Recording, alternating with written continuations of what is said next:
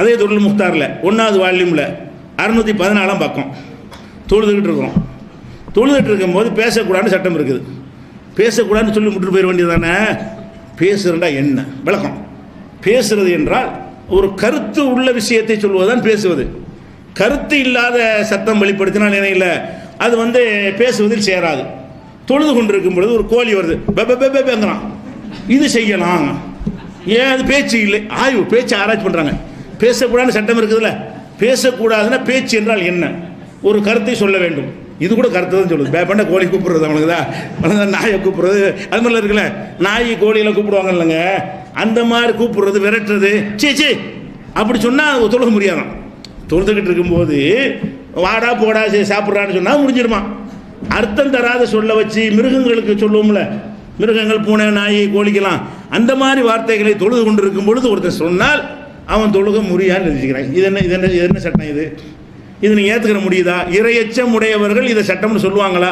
தொழுதுகிட்டு இருக்கிறவங்க கோழி போய் கூப்பிட்றான், தொழுதுகிட்டு இருக்கிறவங்க நாயை போய் விரட்டுறான், தொழுகிறான், தொழுகையில் ஈடுபட வேண்டியதானுங்க. அப்போ அந்த மாதிரி என்ன செய்கிறாங்க? அது இன்னொன்று என்னென்னு கேட்டால் விளக்கம். அதாவது நாயை கூப்பிட்றான், பூனையை கூப்பிட்றான், அவ சாக்க ஹிமாரன் கழுதையை விரட்டுறான். லா தப்சுது, அது தொழுகையை ஃபசாதாக்காது.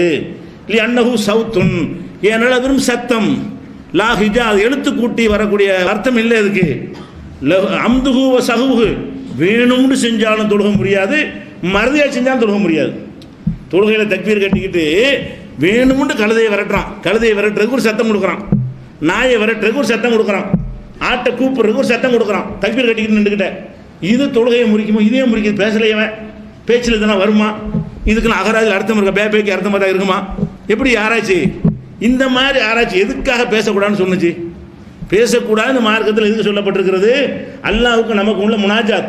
தொழுகை என்பது அல்லாஹ்வுக்கும் மனிதனுக்கு மத்தியில் உள்ள உரையாடல். அதில் மனிதனோடைய வேறு எதனோடையும் பேசக்கூடாது. அந்த கருத்தை சொல்வதுதான் பிரச்சனை. அதை விட்டுட்டு இதுக்கு அர்த்தம் இருக்குதா, இது எழுத்துக்கூட்ட ஏழுமா, இது டிக்ஷனரியில் அர்த்தம் இருக்காண்டா, இவங்கெல்லாம் யாரு? இறைவனாச்சு வார்த்தையை வச்சுக்கிட்டு விளையாடுறதை தவிர அல்லாஹ்வுடைய அச்சத்தை கொண்டு அந்த தொழுகையை பார்த்து அப்படின்னா ஒருத்தர் எழுத மனசு வருமா?